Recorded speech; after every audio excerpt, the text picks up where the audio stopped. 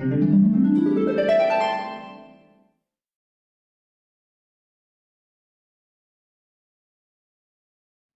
बहू, घमंडी सास। घमंडी और सख्त हृदय वाली पुष्पा 92 वर्षीय अपनी सास विमला पर बहुत जुल्म करती थी।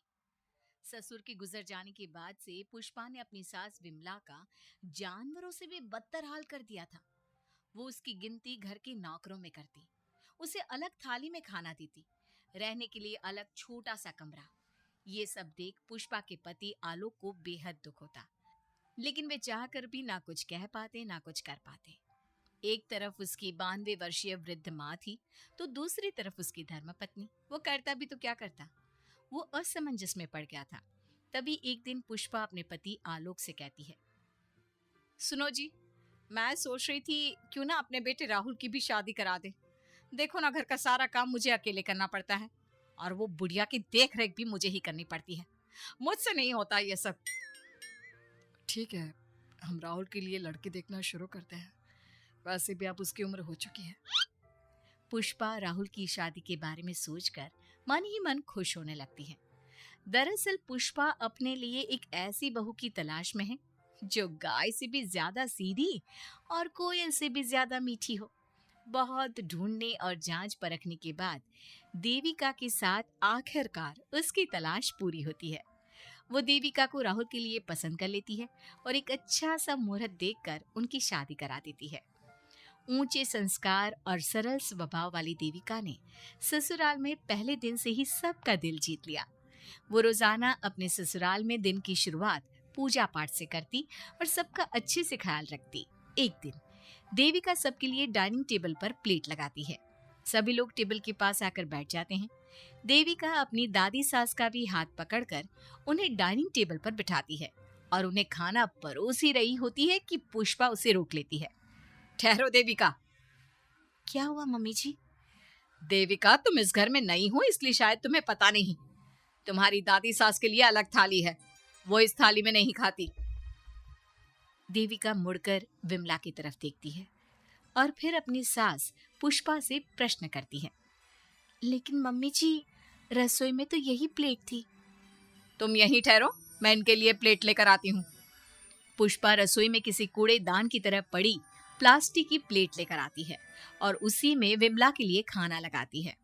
जब ये सब देविका देखती है तो वो आश्चर्य में पड़ जाती है और फौरन उठकर रसोई घर से दूसरी प्लास्टिक की प्लेट भी ले आती है। अरे बेटा, ये दूसरी थाली तो किसके लिए लाई है?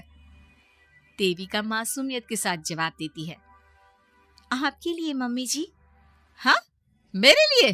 पर क्यों? माँ जी, जब आपने अपनी सास यानी मेरी दादी सास को प्लास्टिक की प्लेट में खाना लगाया तो मैं समझ गई कि यह जरूर आपके घर की कोई परंपरा होगी, इसलिए मैं आपके लिए भी ये प्लास्टिक की प्लेट ले आई। अब आप अपनी सास के लिए इस प्लेट में खाना लगा दीजिए और मैं अपनी सास के लिए इसमें खाना लगा देती हूँ। देविका की बातों से पुष्पा हैरान हो जाती है।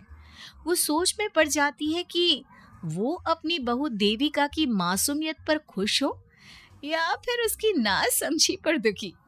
इसी तरह दिन बीतते चले जाते हैं और अब देविका को घर का माहौल और सास का स्वभाव सब समझ में आने लगता है। एक दिन सुबह पुष्पा अपनी सास यानी विमला को उसके कपड़े धोने के लिए कहती है और ये सब दूर से देविका देख लेती है। उसके कुछ ही समय बाद देविका आती है और अपनी सास पुष्पा से कहती है, मम्मी जी, मैंने घर का सारा काम कर लिया है। कपड़े, बर्तन, झाड़ू, पोछा सब लगा लिया है। अब मैं आपके पैर दबा देती हूँ। अरे लेकिन बेटा, तूने कपड़े नहीं धोए? मेरे कपड़े तो अंदर कमरे में ज्यों के त्यों पड़े हैं। मैंने आपके कपड़े नहीं धोए मम्मी जी। आप जब दादी से बोल रही थी ना कि आज उन्हें अपने कपड़े खुद धोने होंगे, तो मैंने सब सुन लिया था। फिर मुझे लगा आज पूर्णिमा भी है, इसलिए शायद ये आपके घर की कोई रस्म होगी, तो मैंने आपके कपड़े भी नहीं धोए मम्मी जी। देविका की बातें सुनकर पुष्पा अपना सर पकड़ लेती है और मन ही मन कहती है, ये तो जरूरत से कुछ ज्यादा ही सीधी है। अब क्या करूं मैं इसका? इस बुढ़िया ने मुझे परेशान करके रख दिया है। एक तरफ वो जरूरत से ज्यादा सीधी मेरी बहू, जो मेरी हर हरकत को इस घर का रिवाज समझ लेती है, और दूसरी तरफ ये बुढ़िया जो रोज अपना बिस्तर गंदा कर देती है। आए बुढ़िया, अब कौन करेगा ये बिस्तर साफ? बाहर से नौकर बुलाने पड़ेंगे क्या? चल जल्दी से अपना बिस्तर साफ कर, गंद मचा कर रखा है। बहू, तू ऐसा क्यों कहती है? मैंने तेरा क्या बिगाड़ा है? मैंने तो कभी तुझसे ऊंची आवाज में बात तक नहीं की, पर तू मुझसे इतनी नफरत क्यों करती है? तभी वहां आलोक, देविका और उसका पति आ जाता है। क्या हुआ पुष्पा, तुम माँ पर ऐसे क्यों चिल्ला रही हो? अरे देखो ना अपनी माँ को, इस बुढ़िया ने अपने बिस्तर का क्या हाल कर रखा है। कितनी बदबू आ रही है इस बिस्तर से, किसी काम की नहीं ये बुढ़िया। आप एक काम क्यों नहीं करते, इस बुढ़िया को वृद्धाश्रम क्यों नहीं छोड़ आते? आलोक ये सुनकर परेशान हो जाता है। वो मन ही मन अपनी माँ से अपनी गलतियों की माफी तो मांगता है, लेकिन जुबान से कुछ नहीं बोलता। बहू, ऐसा मत कर बेटा, तू जैसा बोलेगी मैं ठीक वैसा ही करूंगी। मैं अभी इस बिस्तर को साफ कर देती हूँ, पर प्लीज मुझे इस घर से मत निकाल। ये घर मेरे पति की आखिरी निशानी है। मैं अपनी अंतिम सांस तक इसी घर में रहना चाहती हूँ। माँ जी, दादी सास का बिस्तर मैं साफ कर दूंगी और अब से आपको कोई शिकायत का मौका भी नहीं दूंगी। आप प्लीज दादी को वृद्धाश्रम मत भेजिए। हाँ माँ, दादी को रहने दीजिए ना यहीं पर, उनके बिना ये घर बिल्कुल अच्छा नहीं लगेगा। देखो बेटा, इनका जाना जरूरी है, अब इनकी उम्र हो चुकी है, इसलिए अब इन्हें अपनी बाकी की जिंदगी वहीं बितानी पड़ेगी। इतने में देविका वहां से चली जाती है और कुछ ही मिनट बाद एक बड़ा सा बैग लेकर वहां पहुंच जाती है। देविका के हाथ में बैग देखकर सब अचंभे में पड़ जाते हैं। अरे देविका, तुम ये बैग कहाँ से लाई? तुम कहीं जा रही हो क्या? माँ जी ने अभी तो बोला थोड़ी देर पहले कि अब उनकी सास बूढ़ी हो चुकी हैं और उनकी असली जगह वृद्धाश्रम में ही है, तो मैं ये दूसरा बैग उनके लिए भी ले आई।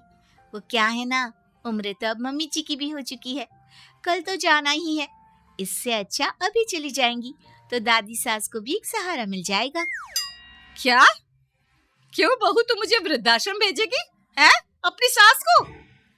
मम्मी जी, अगर आप इस परंपरा का पालन करेंगी तो मुझे भी तो इस परंपरा का पालन करना पड़ेगा ना। मैं बिल्कुल आपकी तरह बनना चाहती हूँ।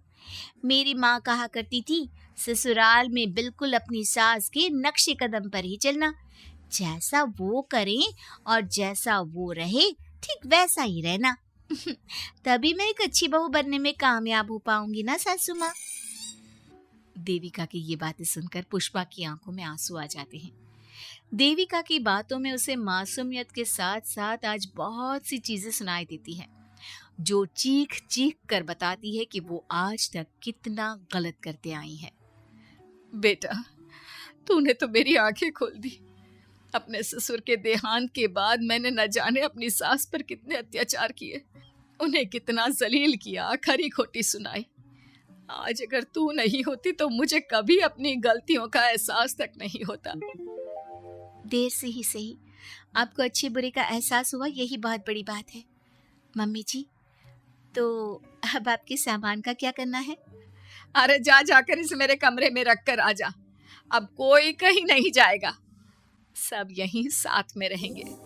बहू, मुझे समझ में नहीं आ रहा मैं तेरा किन शब्दों में धन्यवाद कहूँ।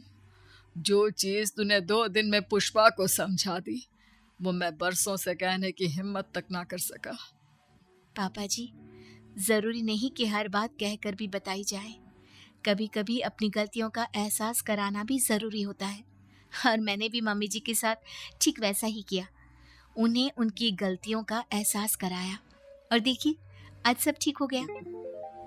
सच में देविका, तुमने आज हम सबको बहुत बड़ी सीख दी है। अब पुष्पा सुधर जाती है और घर की पूरी जिम्मेदारी देविका को सौंप देती है और अब उनका परिवार एक सुखी और समृद्ध परिवार की तरह रहने लगता है।